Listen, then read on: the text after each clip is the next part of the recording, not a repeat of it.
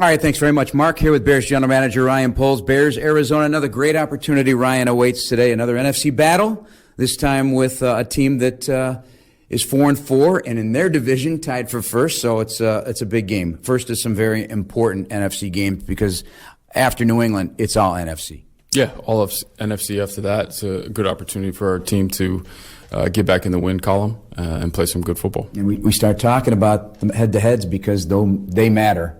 And so a game like Washington, in the end, you hope it doesn't matter, but it could, right? So take stock of Week 8. What were your emotions, and especially in the game? Yeah, I think we all, rode the roller coaster at that end of the game, and a lot of different emotions kind of came through.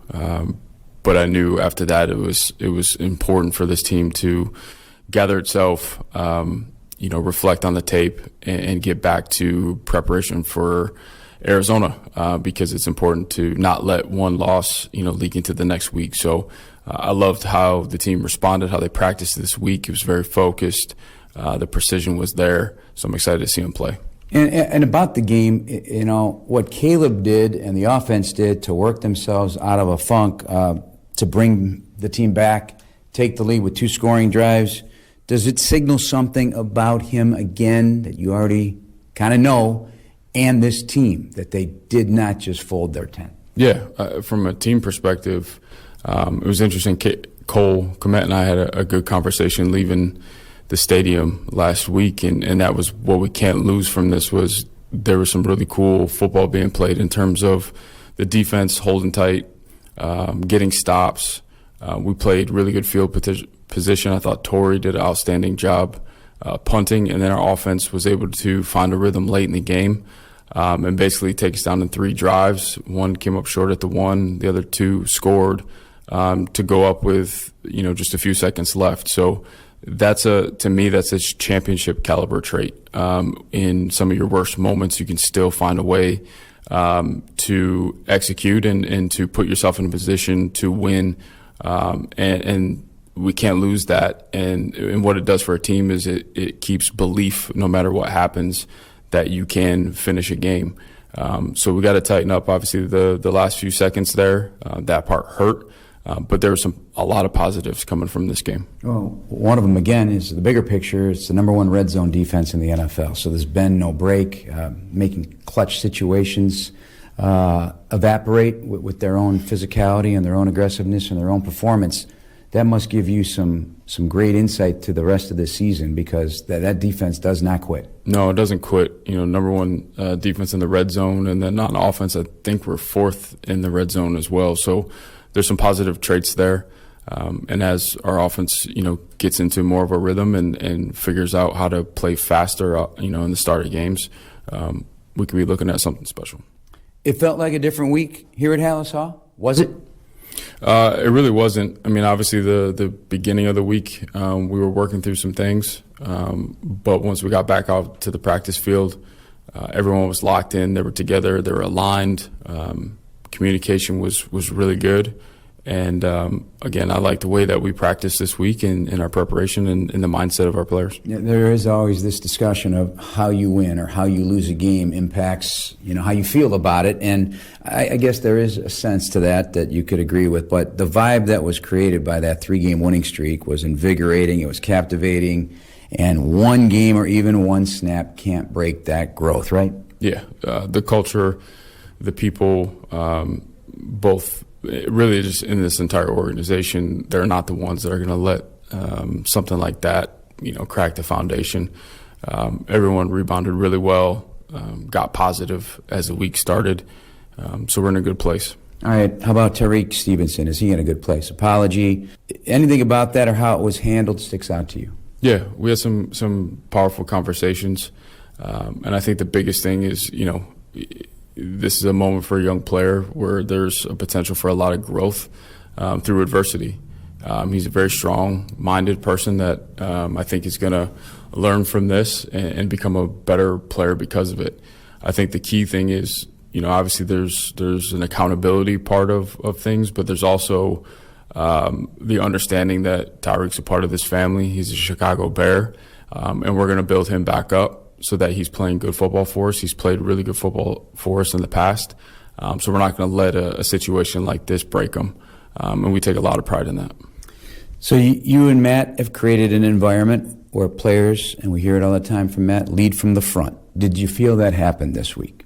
I did. I think there were so many emotions coming out of that game. Once everyone kind of settled down, you felt that leadership come up. You felt the power of our group of captains that took control and had good conversation, good feedback. I felt like they steadied the ship as well as our entire staff and put us in a good position to move forward. All right, let's talk about individuals now. The offensive line. Before we get into injuries, Karan Amagaji and Doug Kramer, I mean, they must be having an interesting moment together as two Hinsdale Central High School products, looking at each other in the huddle, and they line up on the left side for a few snaps. That was kind of cool, I'd imagine, a duo at one point in the game. Yeah, it was great to see them in the game together. They've had both of them have their own individual journey, but to be from this area and being on the field together is really cool to see.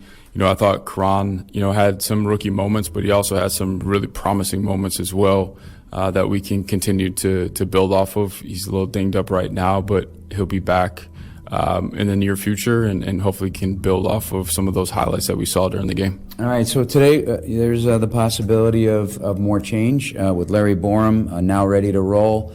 And what is the situation? Where is Ryan Bates at? Yeah, so Larry's ready to roll. Thankfully, he was activated last week to start practicing, so we got a second week of good practice and is doing really well. I'm excited for him, and again, just going back to just being very fortunate for the depth that we have, guys that can step in and help us win games. Yeah, Ryan Bates started practicing as well, had a padded practice. We're going to wait another week or so to activate him, but we like the progress that he's made. Still no Jaquan Brisker. Has your concern changed at all from a week ago? No, we're being cautious with Jaquan and allowing him to listen to his body to make sure when he comes back he feels confident and in a good place. So we'll take that day by day, week by week, and make sure that he's comfortable coming back. Trade deadline, asked you last week. So anything changed? And has the phone been ringing? We made some calls and received a few calls.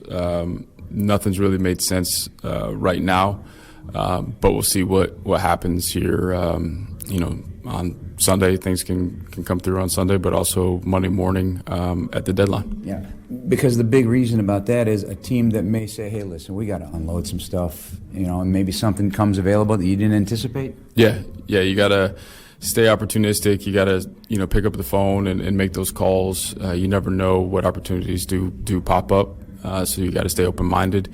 And then you also got to look at your own situation in terms of what you need. That changes, week to week too. Things happen fast, so even this Sunday can shift for a lot of teams around the league. What stands out to you about the Arizona Cardinals? Yeah, team. I think they're also trying to find their identity. But on offense, Kyler is playing good football. And you have a really good tight end in McBride and Marvin Harrison's coming along. So they can be a dangerous team. And obviously with Kyler's ability to run too, that's something we got to account for. And then there's going to be some opportunities for us on offense to get started fast. I think there's some good opportunities to push the ball down the field and create some explosive plays. All right, lastly, our Scott's eye is on Marvin Harrison Jr., the 4th overall pick in the draft. Yeah, talented, very talented player. Watched a lot of tape on him last year. Has the ability to win in contested situations. A very good route runner, which is unique for a man his size and for how tall he is to be able to sink his way and get in and out of the top of routes. So we got to understand where he's at and play some good defense with him. All right, good luck today. Thank you. That's Bears General Manager Ryan Poles. Mark, back to you.